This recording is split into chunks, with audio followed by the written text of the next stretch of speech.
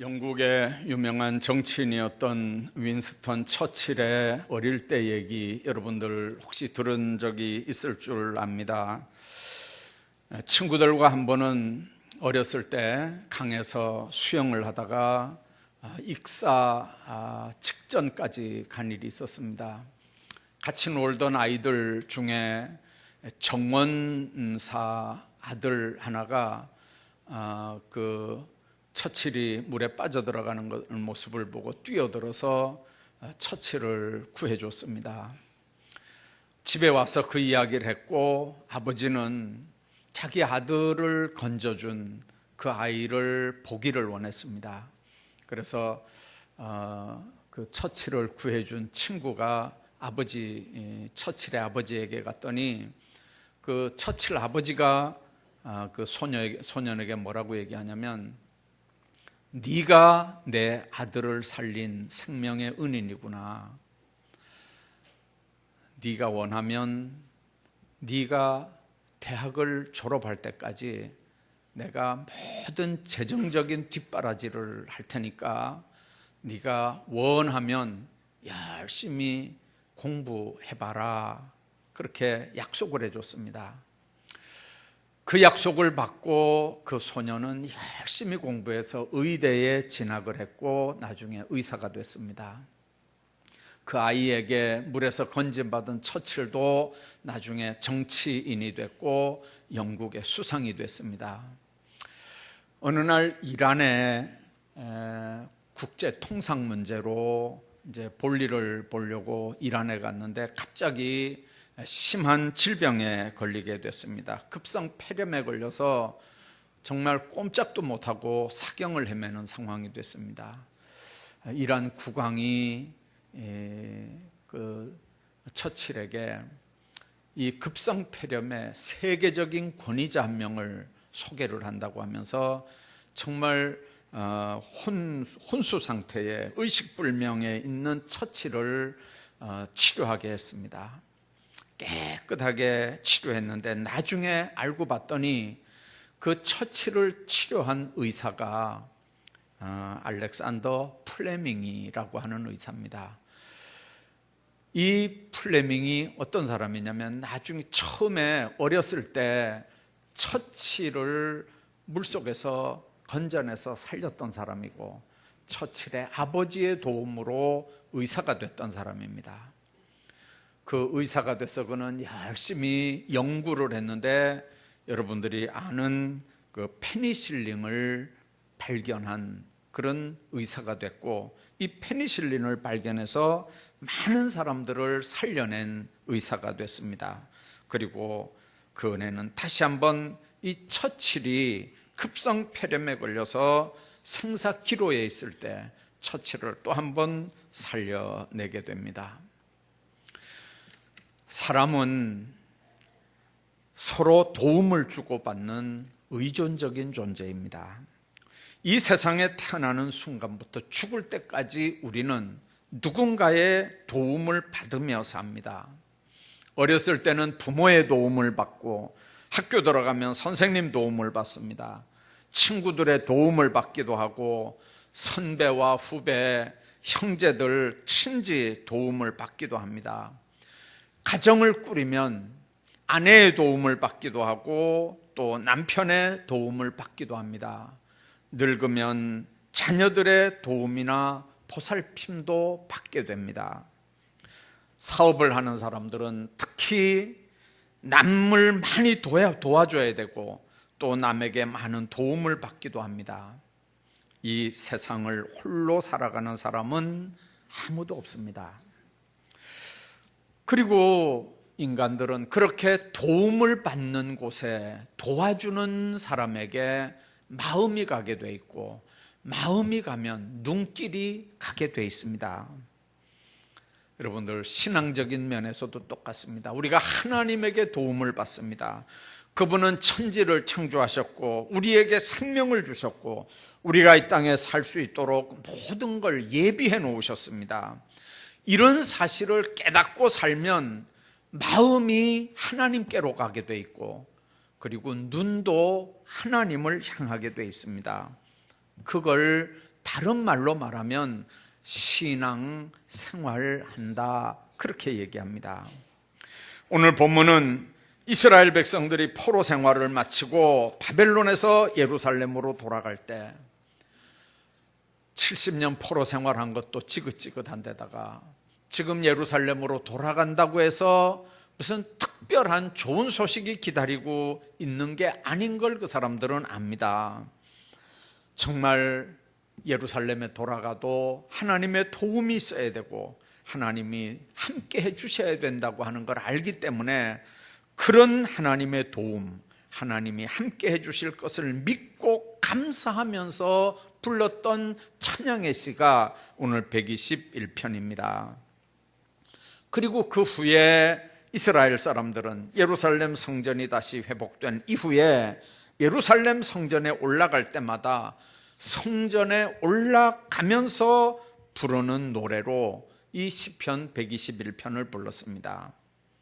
하나님은 이스라엘 백성들이 광야를 지나는 동안에 오늘 본문에 있는 말씀처럼 졸지도 않고 주무시지도 않고 함께 해주실 뿐만 아니라 영원히 함께 하겠다고 약속을 하셨습니다. 그리고 하나님께서 어떻게 우리를 돕는지 본문 말씀에는 몇 가지 약속이 있습니다. 오늘 이 말씀이 우리 모두의 가정과 직장 그리고 사업장과 사회생활과 개인의 모든 삶 속에 풍성하기를 주의 이름으로 축원합니다. 우선 3절 4절에 있는 말씀을 보면 여호와께서 너로 실족하지 않게 하시며 그렇게 말씀합니다. 너를 지키시는 자가 졸지 아니하시리로다. 이스라엘을 지키시는 자는 졸지도 아니하시고 주무시지도 아니하신다, 그렇게 말씀합니다. 이 실족이라고 하는 말이 히브리 말로 모토라고 하는 단어입니다. 이 모토라고 하는 단어는 비틀거린다, 흔들거린다, 미끄러진다, 그런 말입니다. 발을 잘못 디디거나 행동을 잘못해서 재앙이나 혼란에 빠지는 걸 모토라 그러거든요. 광야 같은 인생길을 우리가 살아갈 때 때로는 구덩이가 있기도 하고 낭떠러지기가 있기도 합니다. 때로는 우리가 피할 수도 있지만 감당할 수 없는 상황이 되면 구덩이에 빠지기도 하고 낭떠러지기에 떨어지기도 합니다. 어둠 속에서 길을 잃을 수도 있고 사나운 짐승의 공격을 받을 때도 있습니다.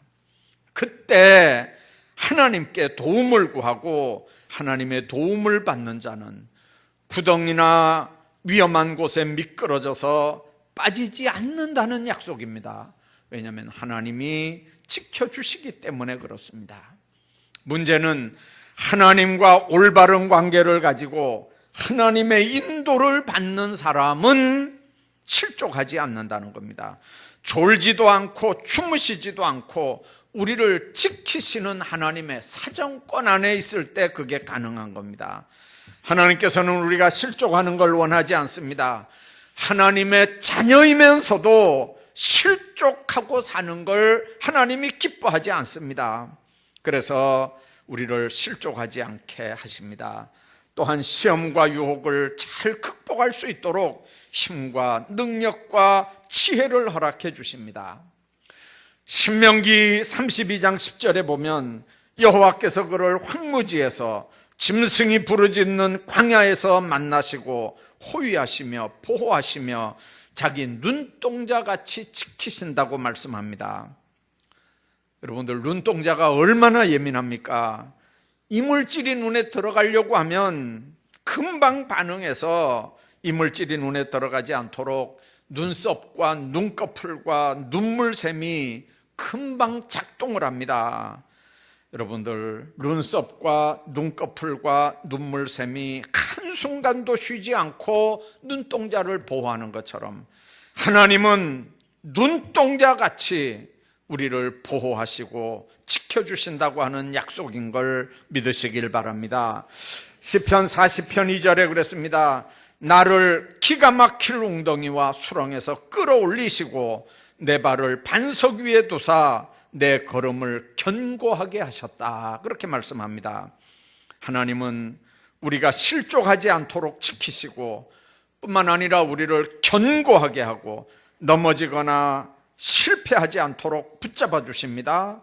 이런 하나님의 인도를 막기 위해서 우리는 교만하지 말아야 하고 겸손해야 하고 하나님의 명령에 순종하면서 진리 가운데 사는 하나님의 백성들이 되어야 됩니다. 어느 전쟁터에서 있었던 일입니다. 막 교전을 하는데 앞장섰던 사병 하나가 적의 총탄을 맞고 쓰러졌습니다. 총알이 비오는 듯 하는 그렇게 쏟아지는 가운데 부상당한 병사가 살려달라고 막 소리를 칩니다. 그때 소대장이 누구든지 뛰어가서 저 사병을 좀 구해오라고 소대장이 명령을 해도 여러분들 모두 공포에 질려서 아무도 나갈 생각을 하지 못하고 있습니다. 그런데 어떤 사병 하나가 시계를 딱 보더니 소대장님 제가 가겠습니다 그랬습니다. 그리고 그 친구가 나가서 그 부상당한 소대원을 이렇게 들쳐업고 돌아왔습니다. 나중에 교전이 끝나고 소대장이 물었습니다. 어떻게 다 겁을 내고 두려워하고 아무도 안 걸려고 하는 자리에 어떻게 자네는 담대하게 그렇게 뛰어가서 친구를 데리고 올 수 있었나? 그러니까 그 병사가 얘기합니다. 제가 뛰어나간 그 시간은 집에서 우리 어머니가 나를 위해서 특별히 기도하는 시간입니다. 어머니가 나를 위해서 기도해 주는 그 시간이기 때문에 하나님이 저를 보호하실 거라고 하는 확신이 있었고, 그런데 제가 뭘 두려워하겠습니까? 여러분들, 부모가 자녀를 위해서 기도해 주는 시간, 하나님의 보호하심으로 실족하지 않을 수 있는 시간인 줄 믿으시기 바랍니다. 그 부모가 자녀들을 위해 기도해 준다고 하는 믿음, 그 기도가 자녀들에게 용기를 주고 희망을 주는 겁니다. 여러분들, 누군가 날 위해서 기도해 준다고 할 때 얼마나 여러분들 담대할 수 있겠습니까? 아내가 남편을 위해서 기도해 주고, 여러분들 백성들이 국가와 민족을 위해서, 지도자들을 위해서 기도해 준다고 할 때 얼마나 우리가 담대하게 세상을 살아갈 수 있겠습니까? 누군가 우리를 위해 기도해 주면 하나님이 나와 함께 하시고 하나님께서 보호하시고 지켜주시면 절대로 실족하지 않는 삶을 살게 됩니다. 그런 복이 여러분들 모두에게 있기를 주의 이름으로 축원합니다. 뿐만 아니라 5절 6절에 있는 말씀 보면 여호와는 너를 지키시는 자라. 여호와께서 내 우편에서 내 그늘이 되시나니 낮의 해가 너를 상하지 아니하며 밤의 달도 너를 해치 아니하리로다. 그렇게 말씀합니다. 낮의 해가 상치 아니하고 밤의 달도 해치지 않게 보호해 주신다고 하는 약속입니다.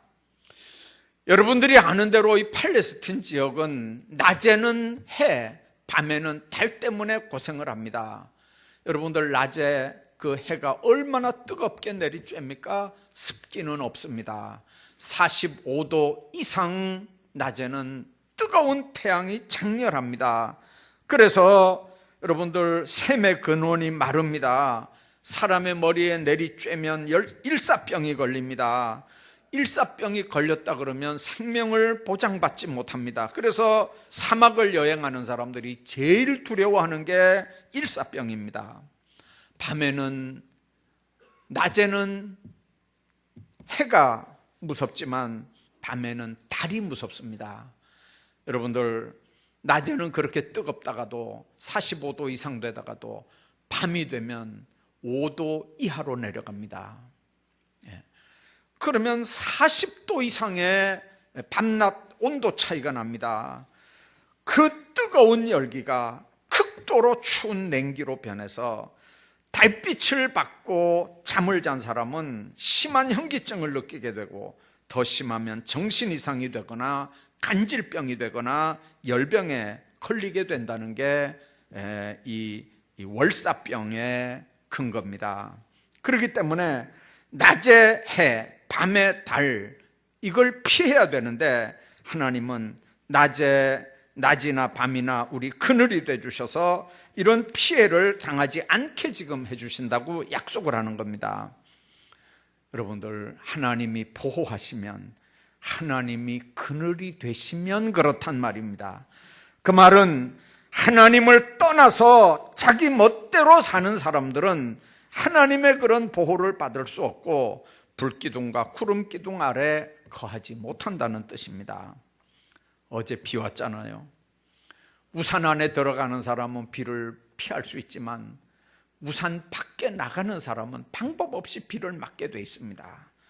우리는 하나님께서 움직이면 함께 움직이고 하나님께서 멈추시면 우리도 멈추어야 합니다. 그래서 중요한 문제를 앞에 놓고는 기도보다 절대로 한 발짝도 앞서가면 안 됩니다.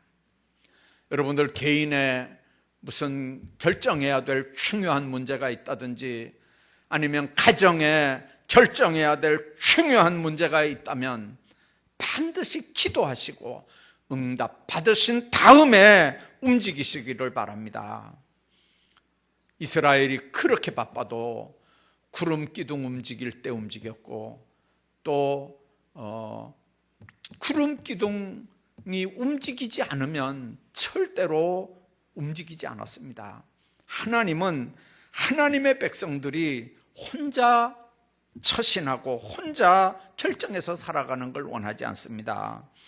시편 23편 4절에 보니까 다윗 왕이 내가 사망의 음침한 골짜기로 다닐지라도 해를 두려워하지 않을 것은 주께서 나와 함께 하심이라.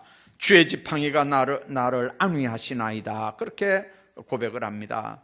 사망의 음침한 골짜기, 죽음의 음침한 골짜기에 있다 할지라도 죽음을 두려워하지 않을 것은 하나님께서 나와 함께 한다고 하는 걸 믿기 때문에 그렇습니다.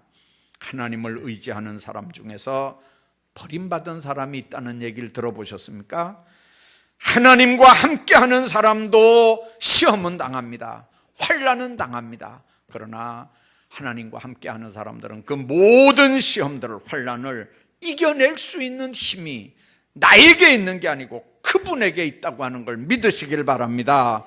그래서 하나님과 함께하는 사람은 안전합니다. 상치 않게 보호하시고 상치 않게 인도하시기 때문에 그렇습니다.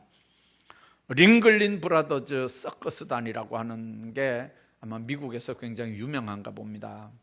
한 번은 뉴욕에서 공연을 하는데 이 조련사가 4마리의 훈련된 호랑이를 무대에 세우고 이제 재주를 보이고 있습니다. 막 그 한창 연기를 하는데 갑자기 정전이 됐답니다. 많은 사람들이 걱정을 하기 시작합니다.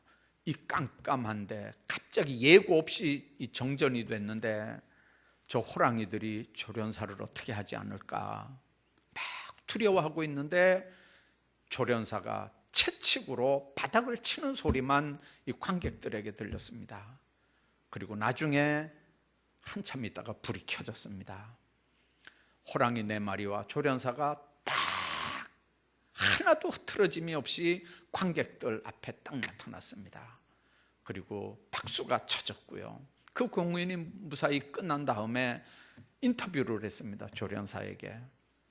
두려워하지 않았나? 어떻게 정전이 됐을 때 그 호랑이들을 잘 조련할 수 있었나? 그랬더니 그 조련사가 하는 말이 그겁니다. 껌껌할 때 나는 호랑이가 안 보이지만 호랑이는 나를 봅니다. 마치 불이 켜져 있을 때 호랑이를 보는 것처럼 보지 않고 껌껌하다고 두려워하거나 호랑이를 보는 눈이 달라지면 아무리 훈련받은 호랑이라도 맹수기 때문에 순식간에 달라들어서 해칠 수 있기 때문에 깜깜해도 환할 때처럼 그는 호랑이를 대했다는 거죠. 여러분들, 조련사처럼 우리도 어둠 속에 있다 할지라도 가운데 있는 것처럼 행동해야 됩니다. 우리가 혹 실패해도, 우리가 혹 낙심하고 절망 중에 있어도 믿음 안에 있는 사람들입니다. 하나님께서 내 우편에 그늘이 되신다고 하는 확신을 가지고 사시기 바랍니다. 흔들리면 마귀가 흔들리는 그 모습을 보고 틈타 우리 속에 들어옵니다. 하나님은 그런 믿음이 있는 사람을 기뻐하시고 그런 사람들을 통해서 하나님의 놀라운 역사를 이루어 가십니다.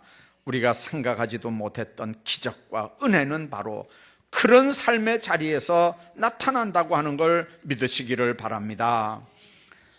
뿐만 아니라 모든 환난을 명쾌하고 영혼을 지켜주신다고 7절에 말씀합니다. 여기서 환난이라고 하는 말은 모든 재앙과 기근과 질병과 슬픔과 악한 일 등 인간이 당하는 여러 종류의 고통을 총체적으로 표현하는 말이 환난입니다. 이 세상을 사는 동안 우리는 환난 당하지 않고 살아갈 방법은 없습니다. 하나님께서 이 모든 환난을 하나님 앞에 면케해 주신다는 얘기입니다. 면한다, 면하게 해준다는 말이 뭘까요? 그냥 사면해 준다는 말입니다. 예를 들면 감기가 독감이 유행을 합니다. 그런데 어떤 사람들은 독감을 생각하고 미리 예방주사를 맞습니다. 손도 씻고 양치도 자주 합니다. 사람들을 만날 때도 정말 조심해서 만납니다. 그렇게 조심을 합니다. 독감균이 없는 게 아닙니다. 있어도 예방주사 맞고 건강관리 철저하게 하면 많은 경우에 피해갈 수 있습니다. 독감균 속에 살아도 독감이 피해갈 수 있다고 말이에요. 우리가 환난 속에 삽니다. 환난 가운데 삽니다. 그러나 주님이 나와 함께 하시고 주님이 나를 도와주시면 환난을 지나가게 하신단 말입니다. 환난을 면하게 하시는 줄로 믿습니다. 시편 27편 5절에 여호와께서 환난 날에 나를 그 초막 속에 비밀히 지키시고 그 장막 은밀한 곳에 나를 숨기시며 바위 위에 높이 두시리라, 그렇게 말씀합니다. 하나님은 어떤 상황 속에서도 성도들을 보호하시고 구원합니다. 그러므로 환난 당할 때 어떻게 해야 됩니까? 부르짖어 기도해야 합니다. 담대해야 합니다. 참고 견디고 낙심하지 말아야 합니다. 하나님께서는 환난 중에서도 역사하시고 축복을 베풀어 주시는 하나님인 걸 믿습니다. 우리나라 경제 위기의 원인에 대해서 성도들을 대상으로 한 설문조사 결과가 나왔습니다. 성도들에게 한 겁니다. 왜 경제적인 문제가 우리나라에 생겼을까? 주로 영적인 면에서 그 원인을 찾고 있다는 대답이 나왔습니다.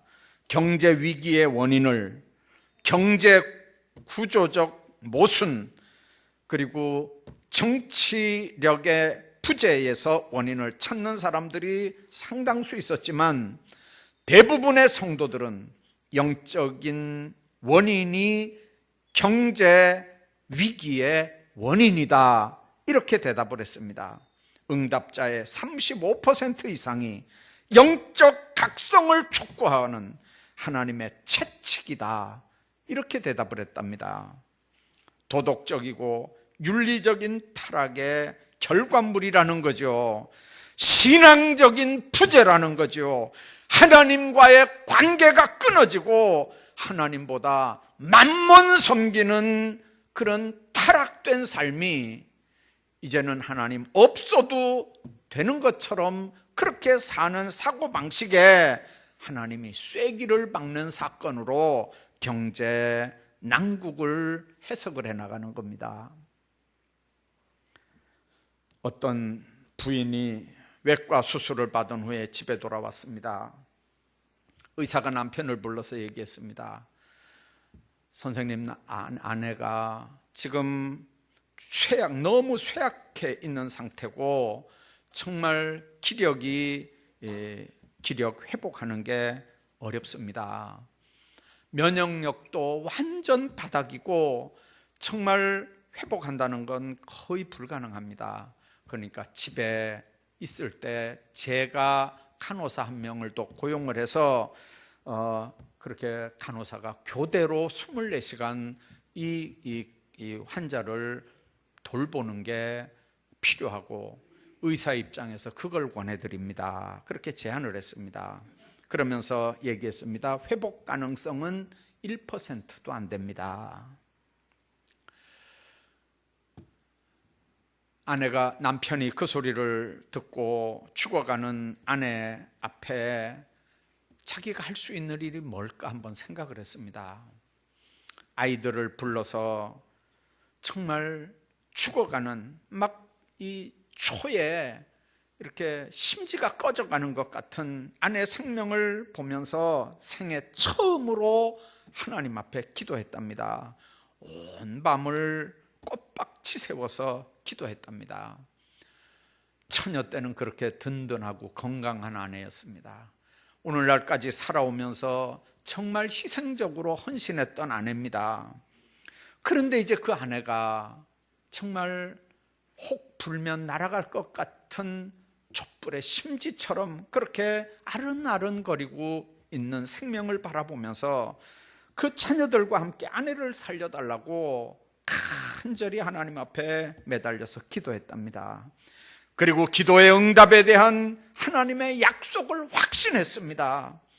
하나님께서 도와주시면, 하나님께서 함께 해주시면 우리 아내가 회복될 거라고 하는 확신이 기도하다가 생겼답니다. 그리고는 밤새도록 기도했으니까 새벽녘에는 이 남편과 아이들이 정신없이 이제 쓰러져 자는 거예요. 근데 새벽에 의사와 간호사가 깨웁니다. 놀라운 역사가 일어났습니다. 어제 저녁까지만 해도 희망이 없었는데 아침에 열이 내리고 처음으로 조용히 쉬고 있습니다. 밤사이에 기적이 일어났습니다. 무슨 일이 있었던 겁니까? 그 후에 3일 만에 아내는 자리에서 일어났고 건강을 회복했다는 겁니다. 아무리 아주 강팍한 사람이라도 사람은 다급해지면 기도하지 않을 방법이 없습니다. 평소에 기도하지 않던 사람도 불가항력적 상황 앞에서는 하나님 앞에 손들고 눈물로 기도할 수밖에 없습니다. 지금도 하나님께 도움을 구하는 자는 하나님이 구원과 은총을 베풀어 주신다고 하는 믿음을 가지시길 바랍니다. 병든 다음에 살려달라고 그렇게 부르짖는 거, 그것도 중요합니다. 병든 다음에 치료하는 거 중요합니다.